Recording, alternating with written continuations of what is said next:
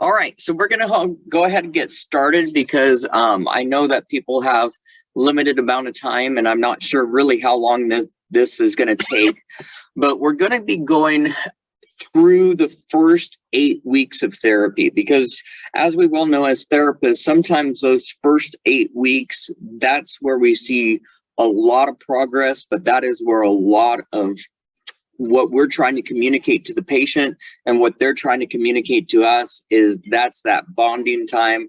That's that time that we really start to see different things happen. So welcome. This is the Emergent Vision Therapy webinar series, and this is week 2. If you were not able to participate in week 1, it is up on the YouTube site, and so you can go back there and watch that one at any time. All right, I am James. I work for Emergent, and Emergent is the one that is putting this on. So I'll just be your discussion leader today and kind of doing some of the training. But I do appreciate when anybody has something they want to add or something from their experience that they want to share. Feel free to do that at any time. Just unmute yourself and add in that input. So this is the second week. So now our patient has come back to us and we're going to be sitting down, and hopefully they brought their backpack with them. We asked them to take their equipment home with them, and then they bring their same equipment back. That way I know that they're using the right equipment for each of the activities, because that's how I've trained them. That's how I've taught them to do it. So the first thing we do when they come back in, a lot of times I'll just ask a simple question. How'd your week go? Did you notice anything new? How are things going? Giving them an idea or a time to really communicate to me if something has changed. This is really going to be important because, especially with our suppressors, those that have not experienced 3D vision, those that don't know what stereopsis is that giving them that opportunity to say, oh, this happened during my week, or this was changed during my week, or school was not as tiring for me this week. Very important for getting that feedback. But as I'm reviewing their home activities, some of the things that I'm really looking for, first of all, is the amount of time that they spent. So in our clinics, we had always had a goal of 4 separate days, and that they would have a total of 20 minutes of therapy on those 4 days. And I always requested that that not be a day that they are coming in to see me for therapy, okay? So I'd say get those 4 days in early in the week. If they're seeing me on Tuesday, don't wake up on Tuesday morning and say, oh, I've got to get one more day of 20 minutes in, and try to do it right before you come to therapy. Because I want them to have as much bandwidth for that therapy session that I could do with them versus tiring themselves out with their home therapy activities. So not only time, but I also look at quality. How do they feel it went? How did the parents feel that it went, or whoever that was helping them with that? And we've all come to those situations where you kind of wonder, did they really do their activity or did they not do the activity? So if I look in their therapy binder and they have 4 activities and they have 5 minutes, 5 minutes, 5 minutes, 5 minutes, but that's the way it is for every single day. Well, not often does a child do exactly 5 minutes in exactly all 4 home therapy activities that I sent them home. So if there's one that I have a question of, I will actually say, oh, okay, so it looks like you did the heart chart here for all 4 days. How about you just tell me how you did it? What equipment will I need? Or how did you set it up? And have them describe it. Because when I ask them to demonstrate how they did it at home, that's when it really comes out whether they did it or didn't do it. The other thing is maybe they did do home therapy activity, but by asking them to demonstrate how they did the activity, I find out that they had modified it. They weren't really doing what I had asked them to do. Communication to the parents is key on this. I had one set of parents that it didn't matter how I told the child how to do it. The parents were always modifying it to make it easier on them. And so the child would say, well, I did my activities, but how I did X activity was different than how you showed it to me. And so I'd have to go over with the parents again. It's very important that the patient, the student, follows the directions that I give them. So you're looking at the quality. Then participation. Participation, did the parent or parents have to make them do it, or did they do it of their own volition? So in our clinic, we used a reward system where they could earn little tickets, and they could take those tickets and they could buy toys, they could buy candy, they could save up to get bikes, you know. So it all depended on what they wanted to spend those tickets on. And so I would have some students that their parents really had to just almost force them to do their therapy activity. And so for a couple of those, I would ask about their participation, and I would tell them, I say, hey, these tickets are to reward the individual who does the work. And so if mom's the one that is having to remind you to get out your binder, remind you to get out your therapy stuff, and setting up the time and making sure that you do it, then don't you think that she's the one that deserves the tickets? And so sometimes I would give the tickets to mom so that mom could get the candy or the chocolate, and they would learn, oh no, I have to take some ownership in this. And then also I want some idea of what part parental participation or some oversight. So sometimes it's not just a parent, but did somebody watch them, or did they have to do all the activities on their own? As we well know, it's really hard for children to self-assess if they are just left to their own devices day in and day out on the activity. So having somebody to watch their eyes, having somebody to watch to see how they're doing, it's very important. So if they're always doing their therapy by themselves, I will mention again to mom or dad that, you know, hey, they actually need your help, and that they need to have your feedback on how they're doing. So that's just kind of the review. And then I go over screen time. I tell them I'm pretty old school. And so our goal is that they would have no more than 30 minutes of screen time a day. I know that's not much in today's society, but we found it very helpful, and especially no more than 20 minutes on anything that was small, like an iPhone. So I would ask them, how much time did you spend on the phone or on a tablet or on a computer or TV, etc. One thing that we're finding that was more of a struggle is a lot of schools are now going to more computer-based. We even have kindergartens, first graders that are given tablets to do homework on their tablet. And so we've actually had to communicate to some schools that for this patient, that is not helpful. They need to have less screen time versus more screen time. And so being able to have those adaptations or something put in within their schooling that allows them to do more of the paperwork versus trying to do screen time or computer work. So we go over screen time, and then now we get ready for this week's or these next activities. Before we get into the actual activities, I did want to talk about the stages of an activity. What makes up a stage from the beginning to the end of the activity? And this quote by Lothaus is, do not get in a hurry. And I think that as a therapist, this is one thing that will help you to really just take some time and take a breath before every single activity, that we're not just trying to look at our list of everything that we need to get done and it's just go, go, go, go, go, go, because we've got to get to that next activity. But do not get in a hurry. Nature does not hurry, but everything is accomplished. And in the developmental process of a child or a patient, okay, in the vision therapy world of neurocognitive rehabilitation, speed is not what we're looking for. It is coordination and control and mastery. And as they get that, then yes, they're going to get a little bit faster activities at each activity, but really to slow ourselves down.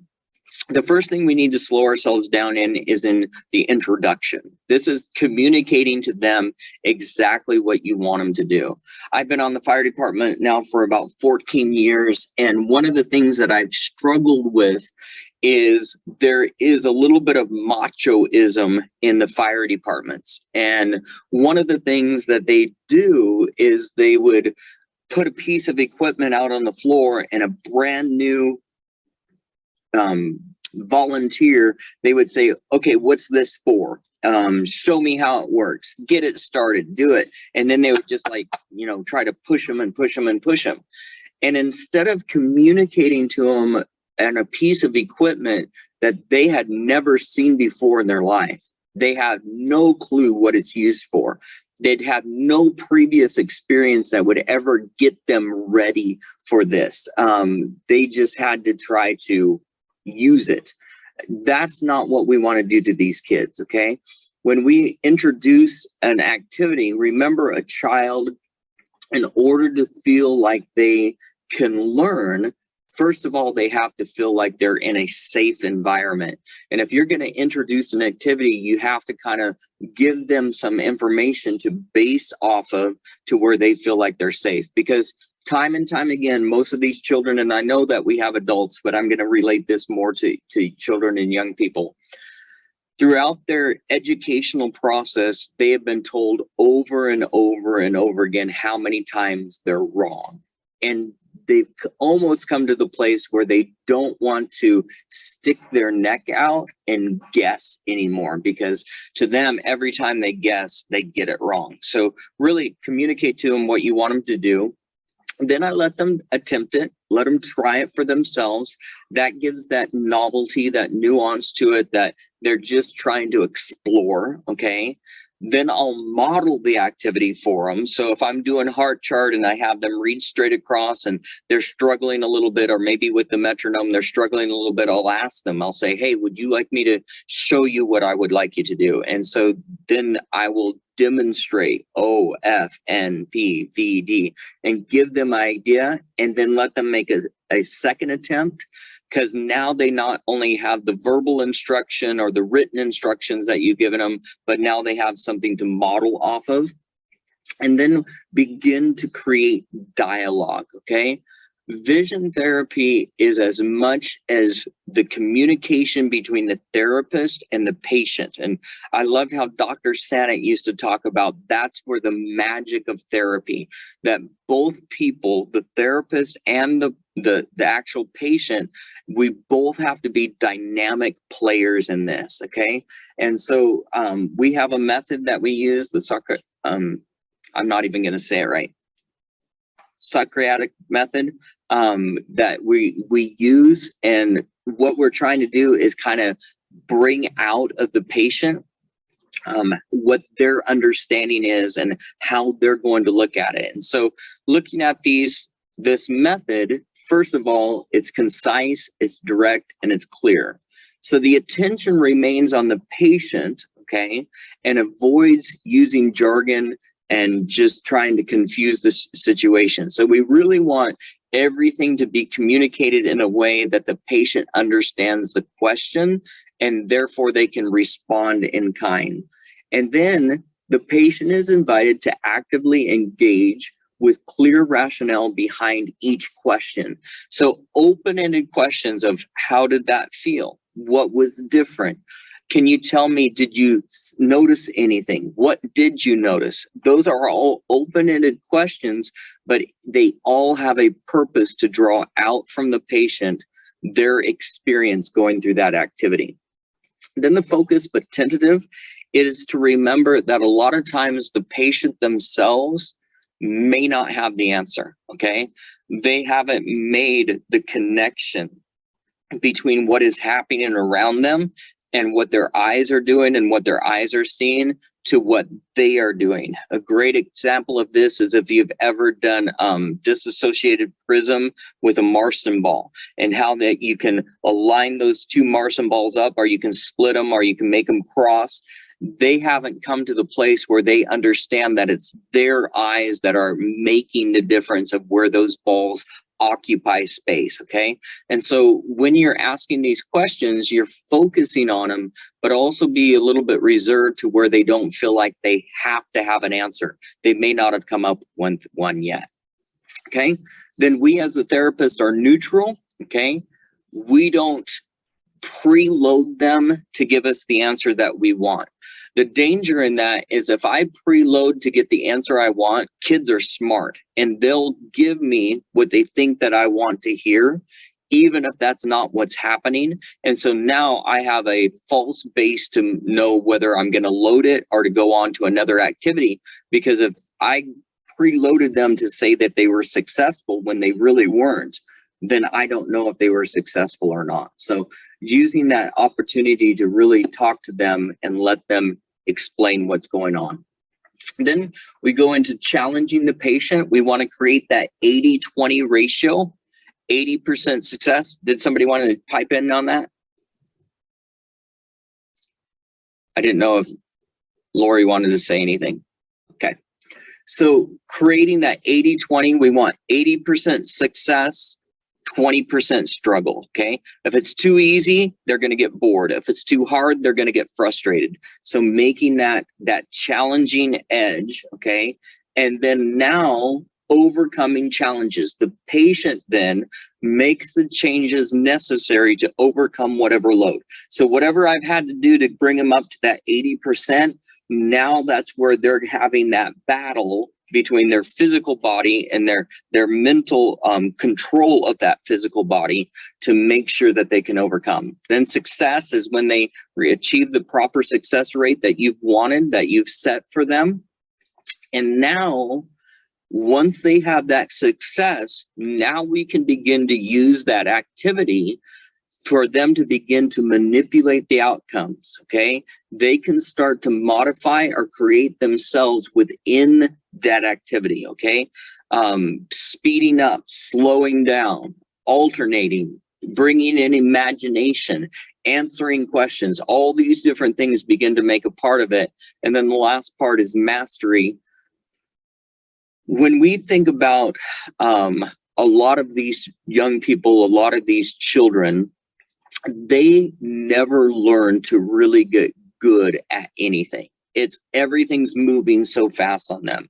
In school, they're learning their letters. All of a sudden now they're having to learn words. All of a sudden they're having to learn to read. All of a sudden now they're moving on. And it seems like they feel like they're always just a little bit behind the curve, okay? So mastery is giving them the chance where they can take heart chart.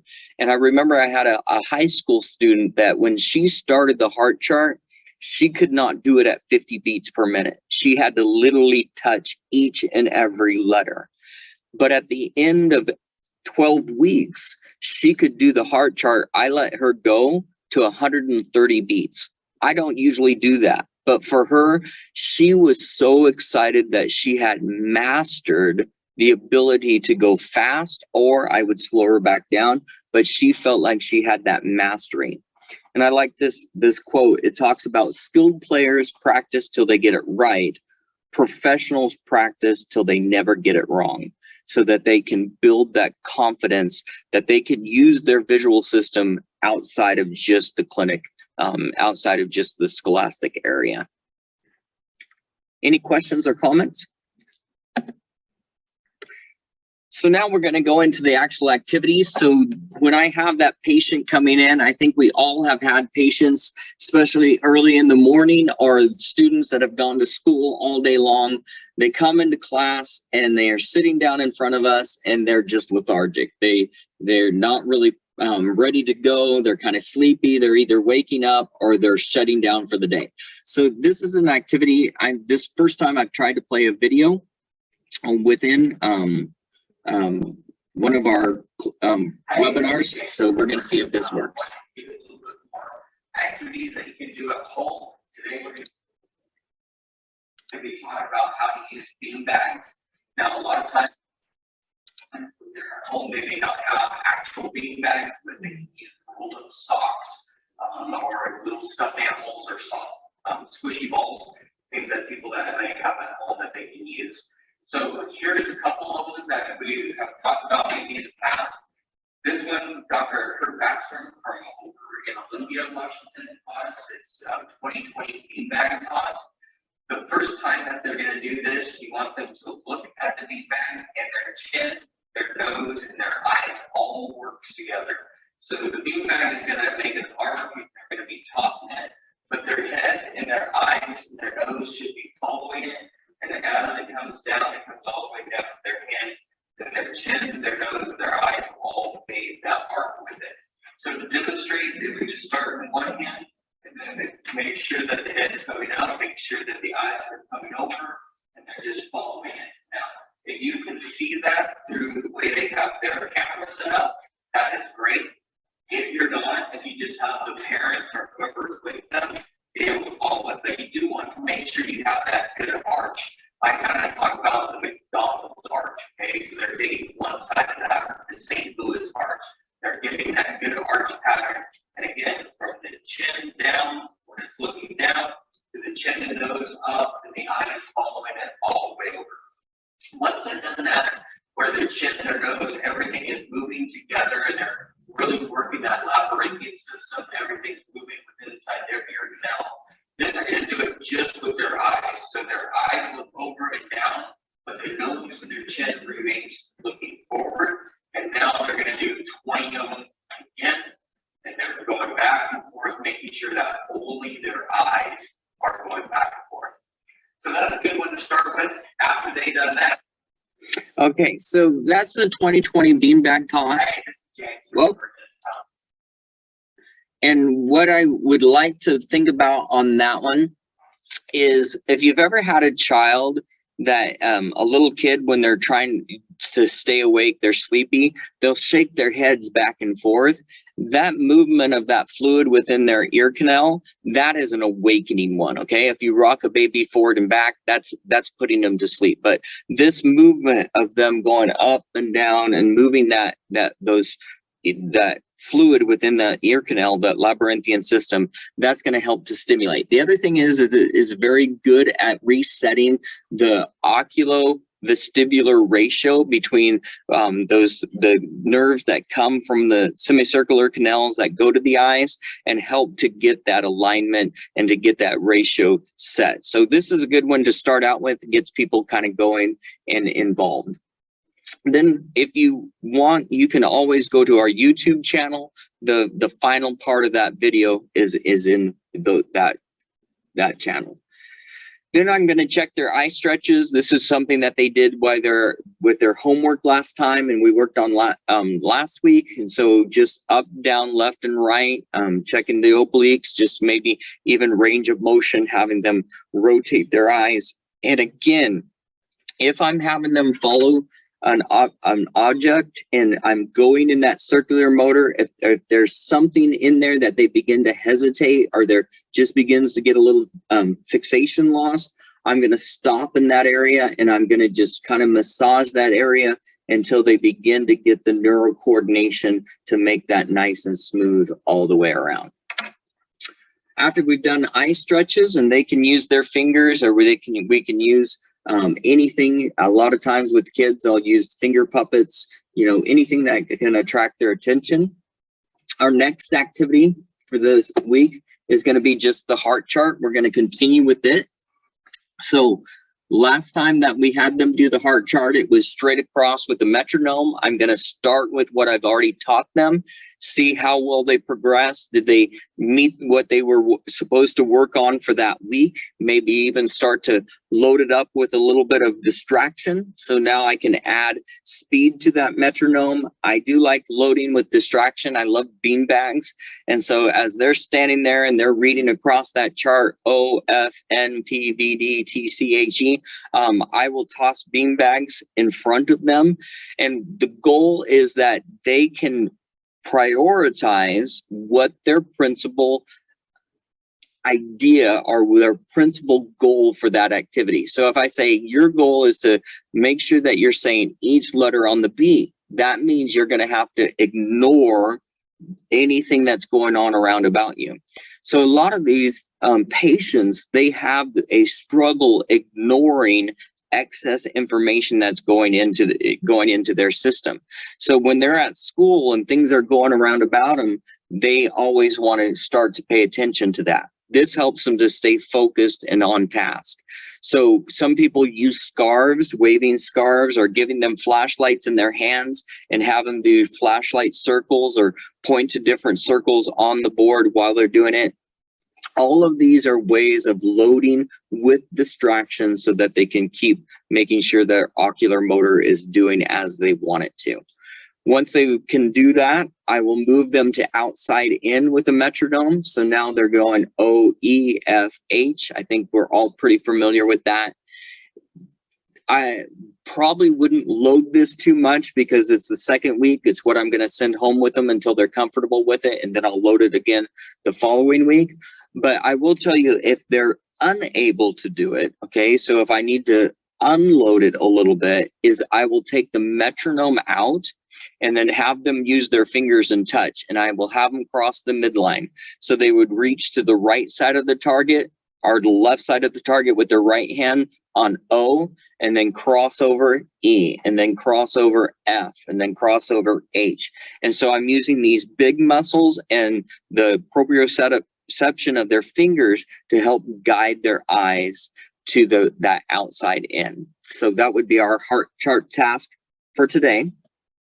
After heart chart, I would be introducing prism jumps. And the reason I introduce this pretty early on is because of just noticeable differences. Everything that we're going to be doing in vision therapy requires the patient to be able to first perceive, then perceive change, and then be able to communicate that perception of change. And so prism jumps are excellent to do this, okay? So monocular, they're going to have an eye patched and then a target. I like to use wolf wands, but then we're going to be using wedge prisms.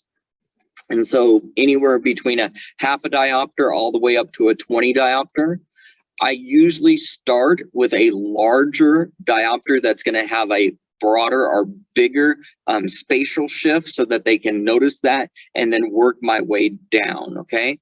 And the main thing that with this is whatever you target that you have in front of them, when you're using those wedge prisms, make sure that you always give them the same way into their eyesight line, because kids are really smart. And so sometimes if you come from the side, they'll sense which direction you're actually trying to push it. And so if you always take that base and just kind of, when you rotate the base, still come from the same direction, that way they have to really answer the question based on their perception, not guessing. If I have a patient, we did the 20, they saw that, the 15, the 10, the 8, the 4, you know, we're coming on down, and maybe we get to that 4 diopter and they don't see a change, okay? What I will do is not just write off that, okay, we got to 4 diopters, now we're off. What I'll do is I will do it again, and as I drop that in before their eye, I will see, did the eye move, okay? If it remained the same, then it really does mean that they didn't sense or see any difference. But if I drop that prism in there, and let's say it was base out, and so I should see that eye go into their nasal. If I see that movement, then I know that the brain picked it up and the brain added the movement, but they just didn't recognize the movement. So now I can take it back out, have them touch the target, and I'll say, okay, you didn't see any change, but what I want you to do is when I put this in front of your eye, I want you to tell me if you feel like anything changed. Like, did you feel your eye move? And so when I put that in, all of a sudden now they can say, oh yeah, I felt my eye move. Well, where did that eye move? Well, it felt like it came in. Okay, well, now let's take that back off and let's add it again. And now you felt it, but where does it look like it went? And usually once they can feel their eye move, whether it's up, down, left, or right, now all of a sudden with that feeling comes recognition. Oh yes, it did jump over there. My eye is following that. I am tracking that. And so if you get stuck, you can try using the proprioception of the eye, the feeling of where was my eye in space, to help them to guide that.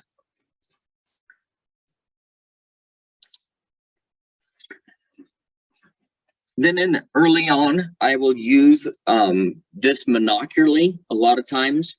And this is just an activity worksheet, word searches. Normally, all the time that we think about word searches is you look for the word on the bottom and then you go up here, and I hated these as a kid because I would sit there and I would go and I'd look and I'd look and I'd look, and then I'd like, where did I start? And then I'd start back all over. If they're old enough and they're confident enough and they're able to just do it as a normal word search and find each one, that's great. But if not, the way that I modify it is whatever their word that they're looking for, okay? So I think one of the word is measure. If they come up here and they find me an M, okay? And then they find me an E, and then they find me an A, okay? And they just keep going across and tap out each individual letter, I'm fine with that. I'm actually getting more saccadic movement. I'm actually getting more fixations than if they just found the word and went straight across. So I'm getting the direction of eye movement that I'm wanting. And so that's an easier way for them to do it. You can also limit how many words they have to do, but it's just a way that they can go home. I love sending these home because they can go to the dollar store, Dollar General store. They can get big books of all sorts of word searches for $1, okay? And so it gives them activities that they can do. After we've done quite a bit of ocular motor work, I do start to add an accommodative activity.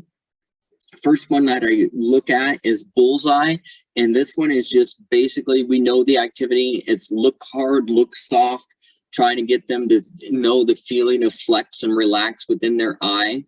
To make it a little bit more interesting, for a long time I would just have them look at a clock up on the wall, and they would look through the bullseye and see the clock and the numbers, and then flex back into the bullseye and see the rings. But I actually started getting pictures of little animals and everything like that, and I'll cut them out and I'll hide them all around the room. And so now they have their bullseye in their hand. They can go out and they can find, we go on safari, and we're taking pictures when we say shooting, you know, so that they're not feeling like they're hunting or anything if they don't want to. But basically they have to relax their eye out through the bullseye to see the animal. They have to pull their eye in and make the bullseye clear, and then they have to relax their eye back out and clear the animal again, and then they collect that animal. So we use that as one of our activities and I just call it bullseye safari. Another great way is using the letters or words on the SVI. If you have the Sanit Vision Integrator, you can set up the screen that has words on it, and now they can sit there, or you can put letters, but now they can look through that bullseye, clear the word, flex, clear the bullseye, relax, clear the word, and then I will have them, if I want to load it, then I will have them look through the bullseye, spell the word, flex, clear the bullseye, then relax, spell the word backwards, and then use the word in a sentence. So that way I know both forward and back that they're relaxing enough to make it clear, and then I have a cognitive load where they're adding something to it, giving me a sentence. And that's really neat, because by the time you use these words, you kind of find out a little bit about the individual and how they will make sentence structures, whether they'll take sentences that will connect to other sentences, or maybe I had one boy, his adaptation was it was so hard for him to come up with sentences. So he would have a word, one word was diamond.